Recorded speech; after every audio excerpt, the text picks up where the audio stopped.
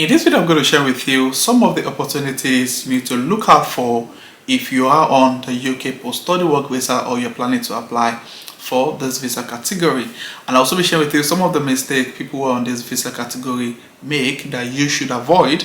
For those who have been on the post-study work visa for more than 1 year, can attest to some of the points I'm going to be discussing in this video.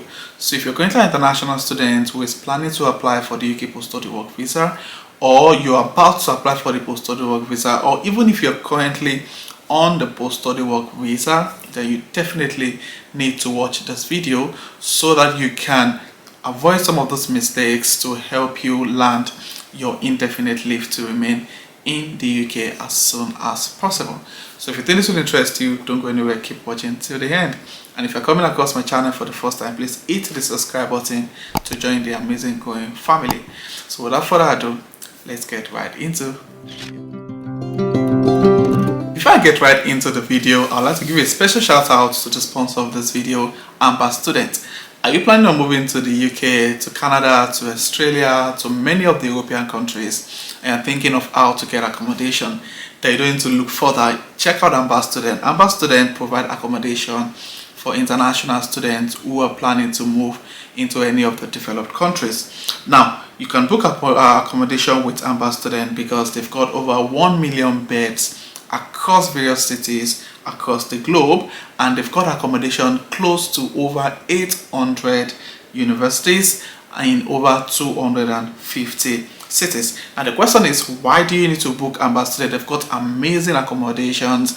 They've got one of the most luxurious accommodations available across the globe, and they've got fast and easy booking, 100% verified listings, price match guarantee, and you also get a one-to-one expert assistance. Now, AmberStudent has got accommodation in various cities such as London, Glasgow, Liverpool, Edinburgh, Sheffield, Chicago, Dallas, Sydney, Newcastle, Manchester, New York, Nottingham, and many more. So if you're looking for accommodation, you're moving to Canada, to Australia, then you check out AmberStudent. And I'm going to put a link in the description of this video. Click on that link to have an experience of a one-to-one chat with an accommodation expert so they can give you a recommendation and help your movement to that new city seamless. So guys, go to the description of the video, click on the link and have a chat with AmberStudent. The UK has been making a lot of changes in relation to UK immigration and visa categories, and one of the changes that really affect international students is the fact that international students will no longer be able to switch to a skilled worker visa until the end of the program.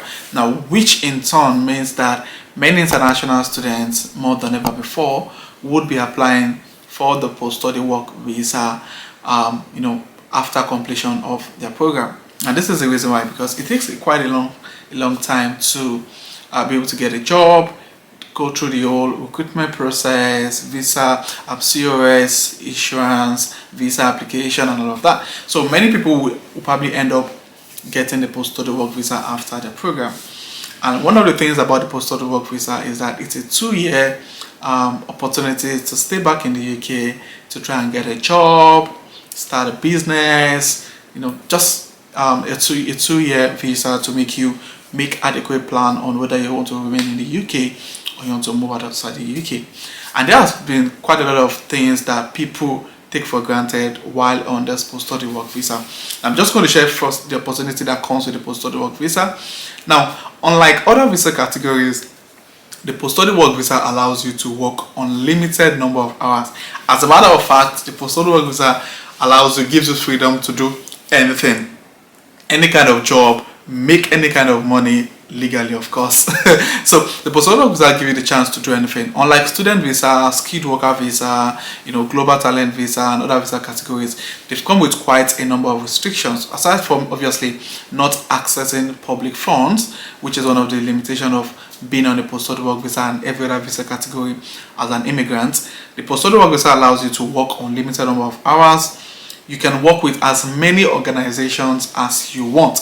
You can work with 2, 3, 4 organizations in as much as the contract you sign allows you to be able to do multiple jobs. Now, also for the post-study work visa, you have the opportunity to own a business. you can open a business account and start your entrepreneurial journey while on a post-study work visa. The only thing about the post-study visa is that it will end. It's just for 2 years, and during that 2 years you need to be able to make enough plans, which brings me to some of the mistakes people make while on post-study work visa. Now, the post-study work visa really is, I understand people need to make money, sort out their bills and all of those things, but the post-study work visa is not just a time to make money, it's also a time to make adequate plan and put your career goals into motion. Now, what do I mean? Now, for many of us, even while I was a student, I worked as a care assistant for almost 2 years before I was able to get my first professional job as a data analyst.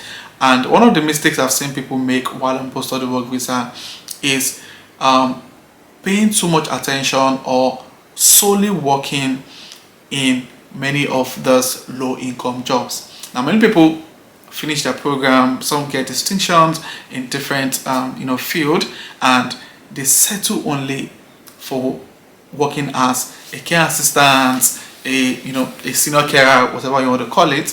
However, they forget that the post-study work visa goes really fast. And for those who know, the post-study work visa really, especially living in the UK, time really runs so fast. Before you know it, it's 2 years already. And if you don't make adequate plan from your day one on your post-study work visa, you find out that after 2 years, you still have no career plan in mind. So the first thing is, in the UK, one of the mistakes people make while on post-study work visa in the UK is that they don't network. Guys, being on a post-study work visa gives you a lot of chances to pick up any job. You can do any job without any restriction. You need to ensure that the kind of job you're choosing, even while still waiting to get your professional job, the kind of job you want, the post-study work visa is a time for you to network. Like when I was trying to get a job as a data analyst, the first thing I did was, I knew most of the people I had around me were people that we all doing care together, and I needed to network with people that are already in the field I want to. So what I did first was, aside from trying to get resources to apply for jobs, the next thing I did was to go on LinkedIn and search for Africans who are doing the same kind of job I want to do in the same sector. So I look for people who are working as data analysts in the UK who are Africans, most especially who are Nigerians, and I started sending emails and DMs to many of them. Of course, I didn't get quite a number of responses, but for those who responded, I was able to form a very good relationship with two of them, two Nigerians who currently work as data analysts in the UK, and they were happy to answer my questions. Some of them, for one of them, I had to book a paid session to be able to have a chat with ask questions, and I can say categorically that my first job offer as a data analyst was possible because of my conversation with one of those ladies I connected with on LinkedIn. The questions or the tips she gave me based on the interview questions and also the organizations I should apply to really helped me in landing my first job. So guys, if you're currently a post-study work visa, networking is an important part of your part of the things you should pay attention to. Before you know it, 2 years is going to run really fast. And that thing is that you need to be willing to create time to pursue what you really want. And people are saying, oh, I'm on post-study work visa, I'm working in care, picking up 6 days shifts in a week, and many of people don't have the time to be able to build their technical communication skills for that kind of job you want. Now you're looking at getting a job, let's for instance as a business analyst, and you work care job 6 days a week. Please, where is the time? Which part of or which hour of the day have you decided to put for for personal development? I remember when I was doing care, my friends and a couple of those who are close to me will probably ask me, how do you manage doing all of this multiple things together? Now I would go for my care job in the morning, of course a 13-hour shift, get back home late in the night, make a YouTube video to go live probably 2 days or the following day, take up my my lessons on data analysis as at that time, build my project. I was doing all of this because I had a goal in mind. So if you're on post-study work visa, you need to create time to be able to still pursue your goal.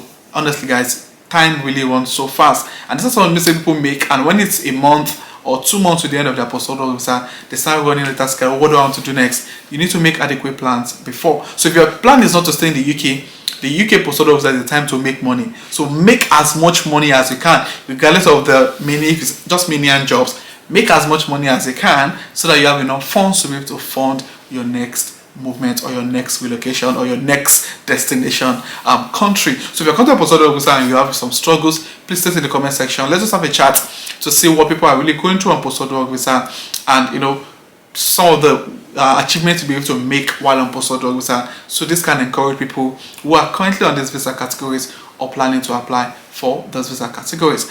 And if you find this video, you also click on the like button. If you're coming across my channel for the very first time, please hit the subscribe button to join the amazing growing family. And my returning subscribers, you guys are amazing. Thank you for being here. I really do appreciate you guys. So this will be the end of this video, and I will see you guys in my next video. Thank you.